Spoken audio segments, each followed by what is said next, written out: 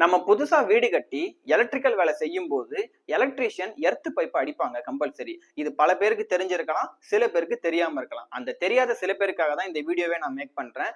எதுக்காக earth pipe அடிக்கிறாங்க அப்படின்னு பார்த்தோம்னா, முழுக்க முழுக்க சேஃப்டி பர்பஸ்க்காக மட்டும்தான் இந்த எர்த் பைப் அடிக்கிறாங்க. இது எப்படி ஒர்க் ஆகும் அப்படின்னு பாத்தீங்கன்னா, நம்ம வீடுகள்ல உள்ள எந்த ஒரு எலக்ட்ரிக்கல் டிவைஸா இருந்தாலும் சரி, அதுல ஒரு சின்ன ஒரு மின் கசிவு, ஒரு லீக்கேஜ் ஏற்படுது அப்படின்னா, அது முதல்ல அந்த டிவைஸோட பாடியில தான் நிக்கும்.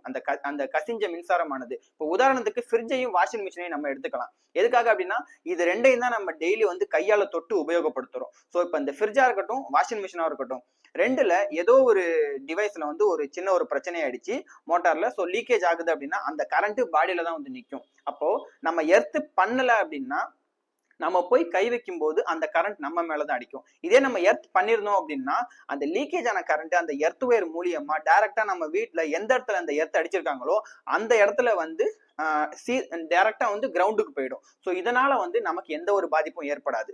இதுக்காக தான் எர்த்துங்கிற ஒரு விஷயத்த அடிக்கிறாங்க. அப்புறம் பாத்தீங்கன்னா, இந்த எர்த் அடிக்கிறப்ப நீங்க கவனிச்சிருக்கலாம், உப்பையும் கரியையும் கொட்டுவாங்க. எதுக்காக உப்பையும் கரியையும் கொட்டணும் அப்படின்னா, நம்ம எல்லாருக்குமே தெரியும் இந்த கரி அப்படிங்கிறது கார்பனால் ஆனது. ஸோ கார்பன் மின்சாரத்தை மிக எளிதில் கடத்தக்கூடிய தன்மை கொண்டது. அப்புறம் உப்புமே பாத்தீங்கன்னா மின்சாரத்தை மிக எளிதில் கடத்தும். அதே நேரத்துக்கு ஒரு இடத்துல நம்ம உப்பை கொட்டிட்டோம் அப்படின்னா பல வருடங்களுக்கு அந்த மின்சாரமானது மிக மிக வேகமாக மேல இருந்து கீழே கடத்தி கொண்டு போறதுக்கு இந்த உப்பானது பயன்படுது. ஸோ இதனாலதான் நம்ம வீட்டுக்கு எர்த் அடிக்கிறப்ப எலக்ட்ரிஷியன் உப்பையும் கரியையும் கொட்டி எர்த் அடிப்பாங்க. அப்புறம் இந்த எர்த்ல பாத்தீங்கன்னா எவ்வளவு ஓம்ஸ் இருக்கலாம், எவ்வளவு ஓம்ஸ் இருந்தா இந்த எர்த்திங் சரியா இருக்கு அப்படின்னு பார்த்தோம்னா, நம்ம வீடுகளுக்கு பயன்படுத்துற எர்த்தானது 1 ஓம்ல இருந்து 5 ஓமுக்குள்ள இருந்துச்சு அப்படின்னாலே போதும், அந்த இடத்துல எர்த்து சரியான அளவுல இருக்கு அப்படிங்கிறது தான். இந்த வீடியோ உங்களுக்கு பிடிச்சிருக்கும்னு நினைக்கிறேன். பிடிச்சிருந்துச்சு அப்படின்னா என்னுடைய சேனலை சப்ஸ்கிரைப் பண்ணி கூடவே பெல் பட்டனையும் கிளிக் பண்ணிருங்க.